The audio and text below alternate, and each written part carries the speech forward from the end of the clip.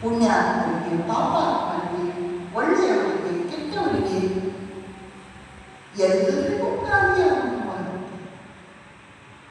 ಪಾಪಾತ್ಮರಿಗೆ, ದುಷ್ಟರಿಗೆ ಭಗವಂತ ನಾನು ಅವರಿಗೆ ಉಸಿರಾಡಲಿಕ್ಕೆ ಗಾಳಿಯನ್ನು ಕೊಡಲ್ಲ ಅಂತ ಹೇಳುವುದು. ಅವರಿಗೆ ಗಾಳಿಯ ಉಪಯೋಗ ಆಗಿಲ್ಲ.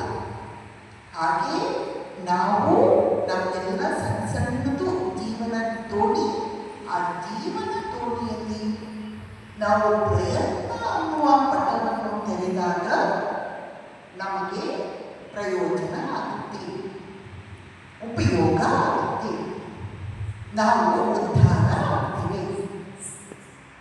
ತಲುಪುತ್ತಾರೆ. ಬೃಂದಾವನ ಅನ್ನುವುದು ದೇವಸ್ಥಾನಗಳ ನಗರ. ಅಲ್ಲಿ ಮನೆಗಳಿಗಿಂತ ಹೆಚ್ಚು ದೇವಸ್ಥಾನಗಳು. ಎಲ್ಲ ಕೃಷ್ಣನ ದೇವಸ್ಥಾನಗಳು. ಹೆಸರು ಅಷ್ಟೇ ಬೇರೆ ಬೇರೆ.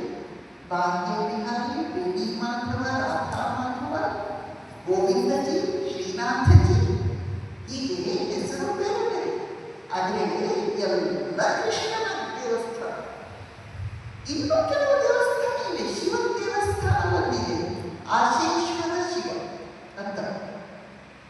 ಭಾಗವತದಲ್ಲಿ ಕಥೆ ಬರುತ್ತಲ್ಲ, ಕೃಷ್ಣ ಹುಟ್ಟಿದ ಕೂಡಲೇ ಶ್ರೀ ಕೃಷ್ಣನ ದರ್ಶನ ಪುಣ್ಯವನ್ನು ಪಡೆಯಬೇಕು ಅಂತ ಶಿವ ವೇಷ ಬದಲಾಯಿಸಿಕೊಂಡು ಬರ್ತಾನೆ.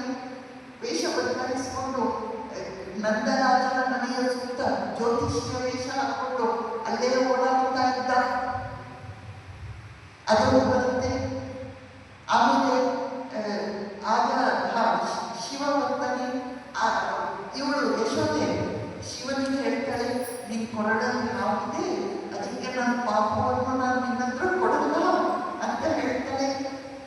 ಆಗ ಶಿವ ಹೇಳ್ತಾನೆ, ನಿನ್ ಮಗ ಇದ್ದಾನಲ್ಲ, ಅವನು ಭಯಕ್ಕೂ ಭಯ ಸ್ವರೂಪ, ಭೀಷಣಕ್ಕೂ ಭೀಷಣ ಸ್ವರೂಪ, ಕೊಡು ನನ್ನ ಹತ್ರ ಒಬ್ಬರು, ನಾನು